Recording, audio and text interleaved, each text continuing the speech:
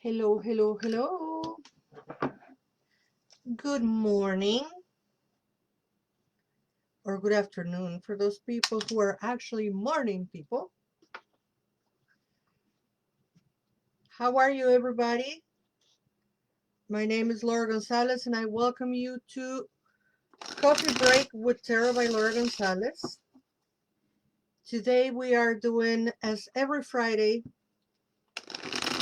learning the card of the day. And as always, for teaching tarot, this is my favorite, this is my preference for teaching. I utilize the Rider-Waite-Smith tarot.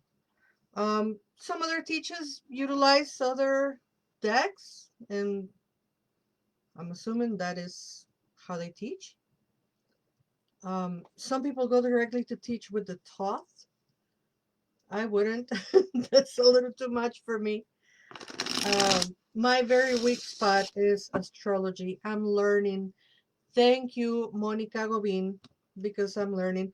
By the way, if you haven't bought Dancing the Mandala of Your Moons, please go to Amazon and purchase Dancing the Mandala of Your Moons by Monica Gobin, because it's an excellent astrology book. I will put the link on the comments because it's a really, really good book. I really recommend it. And oh my god, the video blog yesterday was amazing with Cindy Brannon. We did talk about Hecate, and it was just awesome.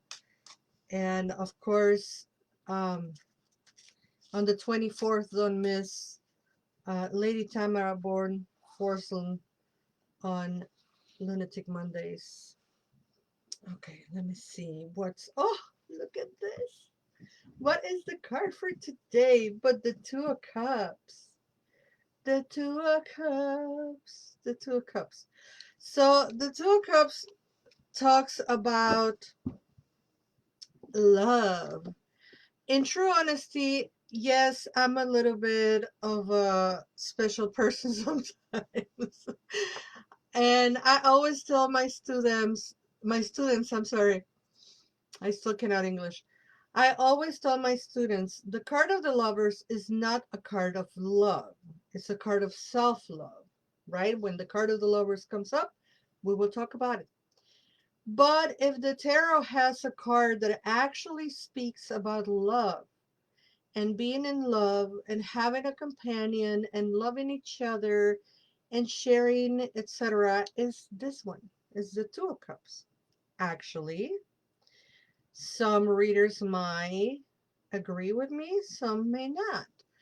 But I believe that this is the quintessential card of love. So the interpretation will be yes, love and be loved, give your love, share freely.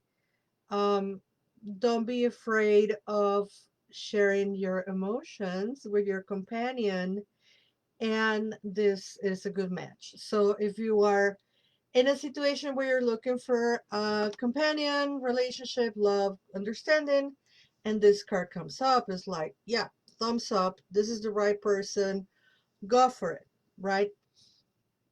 How do we come to this conclusion? How do we interpret the card? Well, first of all, cups, right? The cups, the suit of cups, it's all about our emotions and how we share, how we relate with each other emotionally. So in this case, the card came right side up and is the number 2.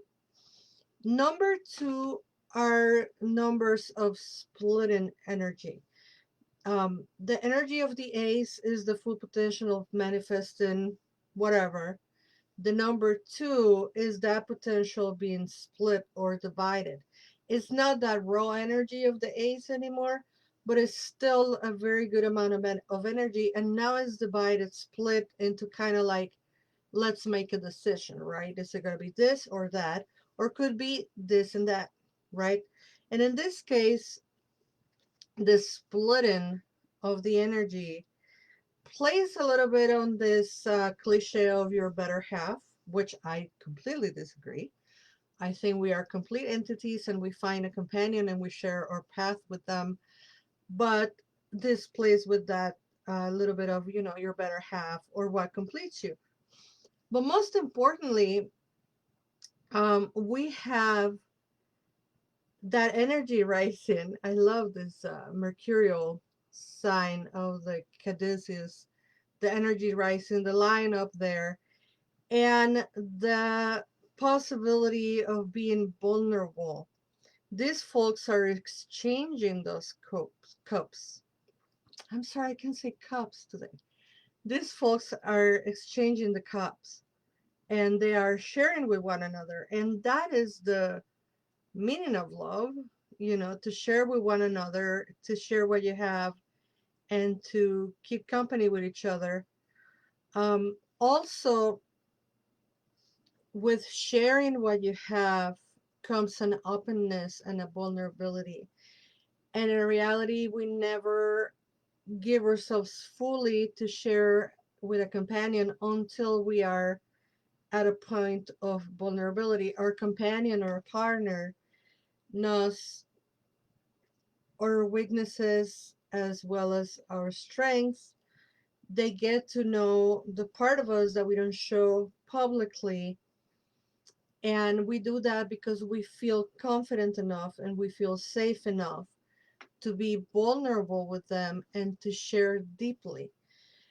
And that's all that this card is meaning, that sharing deeply, that vulnerability. And some people I have read, because, I am always learning and I'm always going to video blogs and reading about what people interpret. And in one blog, they have that the animal has a name and I forgot. Um, but anyway, this lion with wings, which has a name mythologically, but I have forgotten, um, that is showing bad news, that this could be bad news. And it's not that it's bad news that you might find love. It is like a warning sign of you are being vulnerable. So be careful in how you share your time and how you share your emotions with other person. So there you have it, folks. That will be the card for the weekend. Good relationships, romance, if you will, good partnerships, even partnerships, um, the sharing with each other, the vulnerability to be with each other, and what seems to be a good match, right? And it applies for any kind of relationships where your emotions are in play. And I don't think we have any relationships where we are not emotionally invested. Even working relationships are, emotionally invested.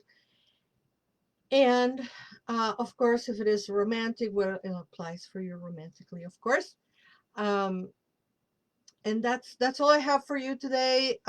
Please join us next Monday, Wednesday, Friday. We do Mondays, the tarot reading for the week. On Wednesday, we do oracles. On Friday, we do this learning the card of the day. And please join me on Lunatic Mondays, my podcast. If you're bilingual, Spanish and Portuguese, listen to Paganos del Mundo. Point being, listen to all of the CSM podcasts, the Circle Sanctuary Network podcasts, and watch our video blog, Mystic Chat, on Thursdays. You can also find the video blog for Mystic Chat on my um, YouTube channel. I share them. There's a list for Mystic Chat. And I'm also doing readings online, so please hit me up, put me to work. Thank you, everybody. You are loved. Have a good weekend. Bye bye. Bye bye, IGTV.